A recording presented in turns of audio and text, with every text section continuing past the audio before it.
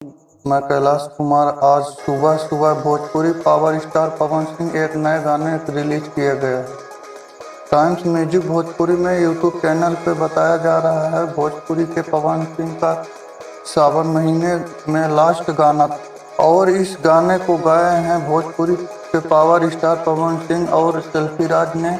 गाने को लिखे हैं विजय सिंह चौहान। पवन सिंह के इस गाने के व्यूज की बात करें तो पवन सिंह के ये वाला गाना इतिहास बना दिया है। 10 घंटे में 1,29,000 व्यूज के 36,000 लाइक्स मिला है, जो स्क्रीन पर देख सकते हैं। जी हाँ दोस्तों, पवन सिंह का ये गाना बहुत बड़ा इतिहास रच दिया है।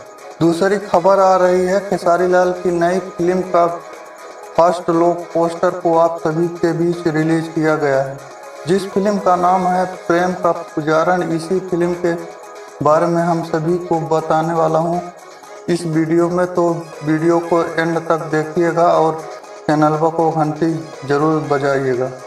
सबसे पहले आप सभी को बता देना चाहता हूं प्रेम की पुजारन इस फिल्म के बारे में। प्रेम के पुजारन इस फिल्म के निर्माता हैं समर राज। इस फिल्म को डायरेक्ट किए हैं पंकज सिंह के।